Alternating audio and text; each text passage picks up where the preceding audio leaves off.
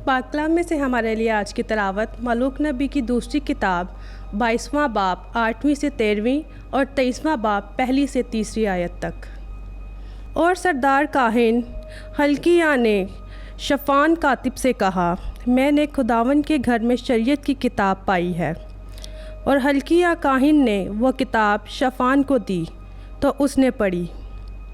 तब शफ़ान कातिब बादशाह के पास आया और बादशाह को इस बात की खबर दी और कहा कि जो नकदी घर में पाई गई वो तेरे खादमों ने शुमार की और ख़ुद मुख्तार कारों के हाथ में जो खुदावन के घर पर मुतय्यन हैं दे दी।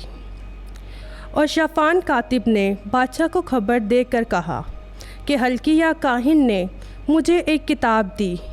और शफ़ान ने बादशाह के आगे पढ़ी। जब बादशाह ने शरीयत की किताब की बातें सुनी तो अपने कपड़े फाड़े। और बादशाह ने हल्किया काहिन, अही काम बिन शफ़ान, अकबूर बिन मेका और शफ़ान कातिब और बादशाह के खादिम असाया को हुक्म देकर कहा, तुम जाओ और मेरे लिए और लोगों के लिए और सब यहूदा के लिए इस किताब की बातों की बाबत जो पाई गई है खुदावन से दरियाफ़्त करो, क्योंकि खुदावन का बड़ा अज़ाब हम पर भड़का है, इसलिए कि हमारे बाप दादा ने इस किताब की बातों को ना सुना, ताकि जो कुछ उसने हमारे लिए लिखा है उस पर अमल करते। तब बादशाह ने बुला भेजा और यहूदा और यरूशलेम के सब बुज़ुर्ग उसके पास जमा हुए। और बादशाह खुदावन के घर में गया और यहूदा के सब आदमी और यरूशलेम के सब रहने वाले और काहिन और अंबिया और सब लोग, क्या छोटे क्या बड़े, उसके साथ थे।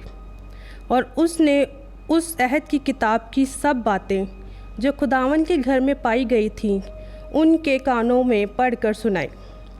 और बादशाह मंबर पर खड़ा हुआ और खुदावन के हजूर अहद किया कि वो खुदावन की पैरवी करेंगे और उसके अहकाम और शहादतों और कवानीन को अपने सारे दिल से और अपनी सारी जान से मानेंगे, ताकि उस अहद की बातों पर जो उस किताब में लिखी गई कायम रहे।